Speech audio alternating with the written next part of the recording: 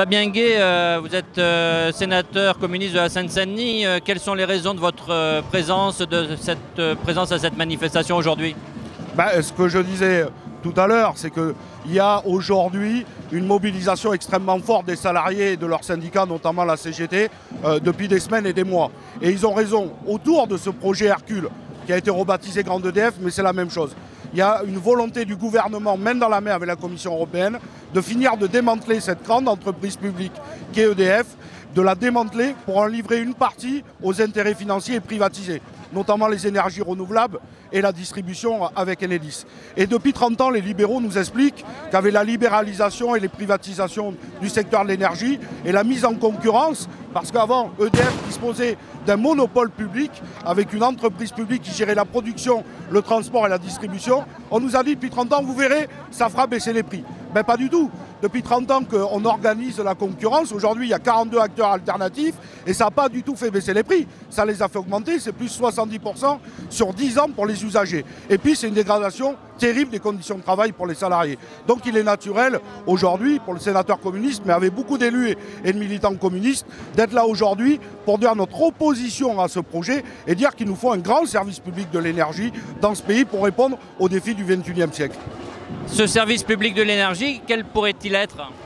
Il pourrait être tout autre, c'est-à-dire que l'énergie n'est pas une marchandise, puisqu'il faut qu'en même temps que l'on produise, on consomme à égalité. Donc ça demande un monopole public avec une entreprise publique pour le gaz et l'électricité, comme nous avions avec EDF, GDF. Mais il faut le réinventer, il faut évidemment toujours continuer à le transformer, parce qu'aujourd'hui nous avons 13 millions de personnes en situation de précarité énergétique qui n'arrivent pas parfois en fin du mois à payer leurs factures, et puis il y a la transition énergétique et électrique. Mais ça ne peut pas être le privé qui chapeaute l'intérêt général, ça doit être le public. Donc la CGT porte un projet de progressiste de l'énergie, et nous relayons ça, nous avons déposé des propositions de résolution et de loi pour bâtir ce grand service public, ça veut dire le renationaliser et le mettre à la disposition de la nation pour répondre à l'intérêt général. En quoi un service public est-il une énergie d'avenir pour le pays ? Mais on le voit bien, le livrer aux intérêts financiers, ça ne résout rien.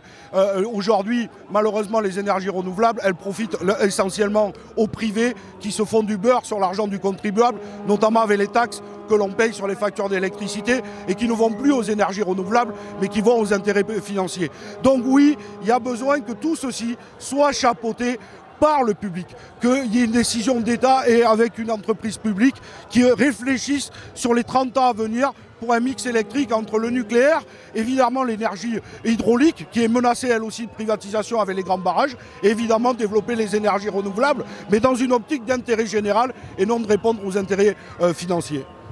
On célèbre aujourd'hui les 75 ans du statut des personnels des industries électriques et gazières. Faudrait-il étendre ce statut à l'ensemble des salariés de l'énergie ?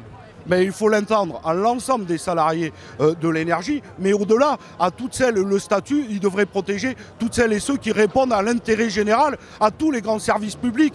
Parce que je rappelle qu'un gazier ou un électricien, il bosse 365 jours sur 365, le matin, le soir, les jours fériés, etc. Et c'est ça aussi qui nous protège en tant qu'usagers. Parce que lorsqu'il y a des coupures d'électricité, après des grandes vagues de froid ou des grandes tempêtes, ben les gaziers électriciens, ils sont dès le lendemain mobilisés pour remettre le courant. Mais demain, quand ça sera livré au privé, eh bien, ils ne répondront plus à cette mission d'intérêt général, ils répondront d'abord là où c'est le plus rentable pour eux. Alors qu'aujourd'hui, un gazier électricien, comme un cheminot, eh bien, il est là pour répondre à l'intérêt général. Donc il faut défendre ce statut, l'étendre à tous les gaziers électriciens, mais aussi à celles et ceux qui font vivre le service public et des missions d'intérêt général dans ce pays.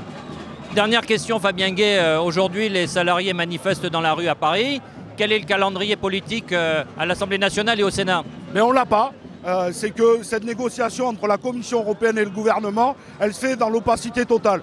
Dans l'opacité pour les usagers, dans l'opacité pour les syndicats et les salariés, même s'il y a eu des rencontres depuis 2 mois avec le ministre Bruno Le Maire, et dans l'opacité totale envers les parlementaires. On nous a d'abord dit que ça serait dans le projet de loi climat, puis finalement que ça serait peut-être après l'élection présidentielle, et on apprend ici et là dans la presse comme n'importe qui, que ça pourrait avoir lieu en septembre, en octobre, avant que le président Macron prenne la présidence de l'Union européenne au 1er janvier prochain.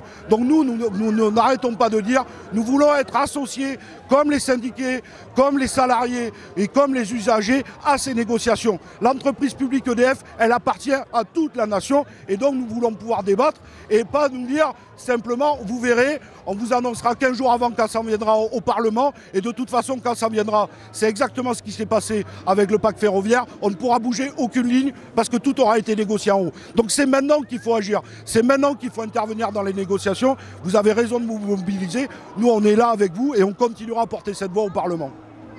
Merci à vous.